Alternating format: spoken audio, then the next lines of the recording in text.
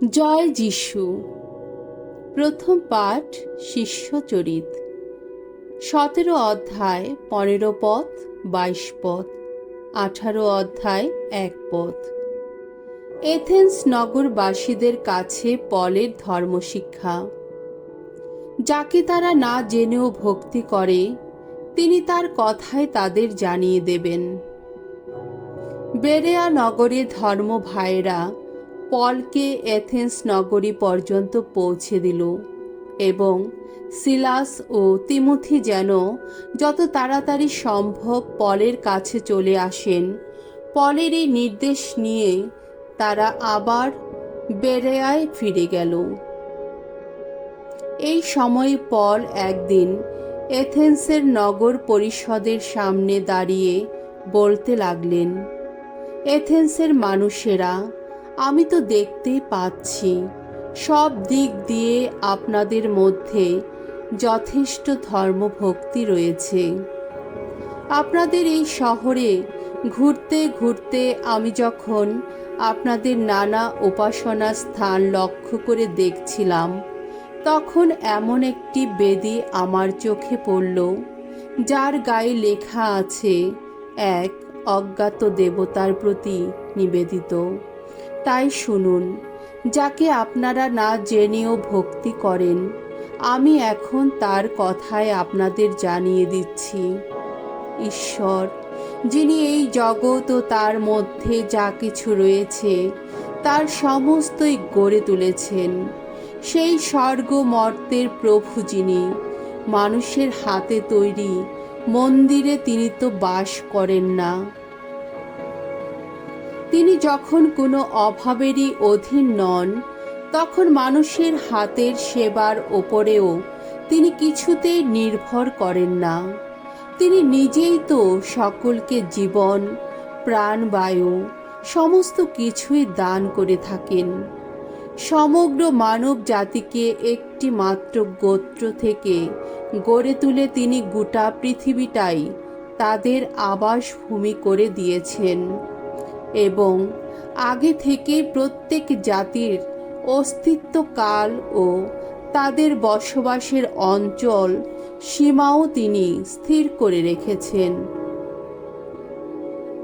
তিনি চেয়েছিলেন মানুষ ঈশ্বরের অন্বেষণ করুক, যাতে তারা যেন হাতড়ে হাতড়ে তার দিকে এগিয়ে গিয়ে হয়তো একদিন তার সন্ধান পায়।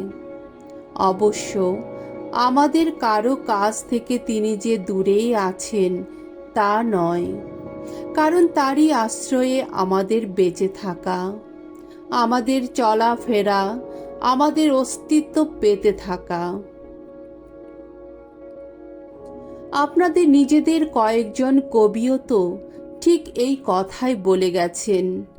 তারা বলেছেন, আমরা তো তারই সন্তান, তাই আমরা যখন ঈশ্বরের সন্তান, তখন আমাদের এই কথা মনে করা উচিত নয় যে ঈশ্বরত্ব মানুষের শিল্প কৌশল ও সৃজনী শক্তিতে গড়া সোনা, রূপ বা পাথরের মূর্তির মতোই কোনো কিছু।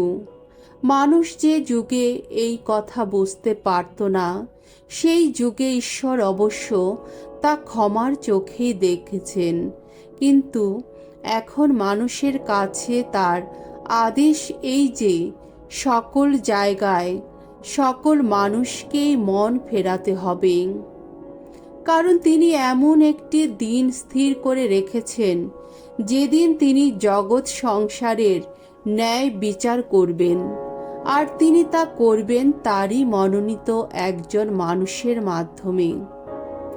এর প্রমাণও তিনি সকলকে দিয়েছেন। সেই মানুষটিকে তিনি তো মৃতদের মধ্য থেকে পুনরুত্থিতই করেছেন। মৃতদের পুনরুত্থানের কথা শুনে তখন কেউ কেউ হাসাহাসি করতে লাগলো, কেউ কেউ আবার বলতে লাগলো, এই বিষয়ে আমরা বরং আর একদিন আপনার কথা শুনে নেব।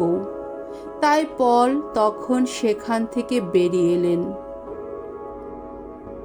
কয়েকজন কিন্তু তার সঙ্গী দলে যোগ দিল। তাদের অন্তরে তখন খ্রিস্ট বিশ্বাস জেগে উঠেছে এদের মধ্যে ছিলেন নগর পরিষদের সদস্য দিওনিসিয়স ও দামারিস নামে একজন মহিলা, এবং এরা ছাড়াও আরও কয়েকজন। এরপর এথেন্স ছেড়ে পল করিন্থ নগরে গেলেন। প্রভুর বাণী। ঈশ্বরকে ধন্যবাদ। সাম সঙ্গীত 148 অধ্যায় 1 থেকে 2 পদ, 11 থেকে 14 পদ। ধো প্রভু, স্বর্গমর্ত উচ্ছ্বলিত তোমার মহিমায়। স্বর্গলোক থেকে ভগবানের স্তব করো, ঊর্ধ্বলোকে তার স্তব করো। ভগবানের সমস্ত দূত তার স্তব করো, যত স্বর্গ বাহিনী তার স্তব করো। তার স্তব করো তোমরা সবাই, পৃথিবীর যত রাজা, যত জাতি, পৃথিবীর যত নেতৃজন, যত শাসক মানুষ, শিশু, বৃদ্ধ, তরুণ তরুণী, সকলেই তার স্তব করো। সকলেই ভগবানের নাম কীর্তন করুক। তার নাম তো, শুধু তারই নাম তো মহামহিয়ান। তার মাহাত্ম্য স্বর্গ মর্তে সর্বত্রই বিরাজিত। তিনি তার আপন জাতিকে করেছেন শক্তিতে মহান। তাই তো তার সকল ভক্তের কাছে, ইসরায়েলের মানুষ যারা, তার কাছের মানুষ যারা, তাদের সকলেরই কাছে তিনি নিত্য বন্দনীয়। বাণী বন্দনা। জয় মৃত্যুঞ্জয়, জয় তোমারই জয়।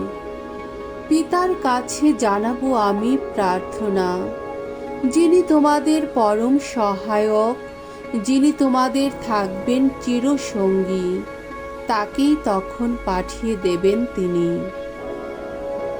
মঙ্গল সমাচার। যোহন রচিত মঙ্গল সমাচার 16 অধ্যায় 12 থেকে 15 পদ। সেই সত্যময় আত্মা যিনি, তিনি তোমাদের পূর্ণ সত্যের পথে নিয়ে যাবেন। এই জগৎ ছেড়ে পিতার কাছে যাবার আগে যিশু তার শিষ্যদের এই কথা বললেন, তোমাদের কাছে আমার আরও অনেক কিছুই বলার আছে, কিন্তু ওই সব কথা সহ্য করার শক্তি তোমাদের এখন নেই। তবে তিনি যখন আসবেন, সেই সত্যময় আত্মা যিনি, তখন তিনি তোমাদের পূর্ণ সত্যের পথে নিয়ে যাবেন। তিনি নিজের থেকে কিছুই বলবেন না, বরং তিনি শুধু তাই বলবেন যা তিনি শুনতে পান, আর ভবিষ্যতে যা যা ঘটবে তাও তিনি তোমাদের জানিয়ে দেবেন। তিনি আমাকে মহিমান্বিত করবেন, কারণ যা আমার নিজেরই কথা, তা থেকেই তার বলার কথা তুলে নিয়ে তিনি তোমাদের তা জানিয়ে দেবেন।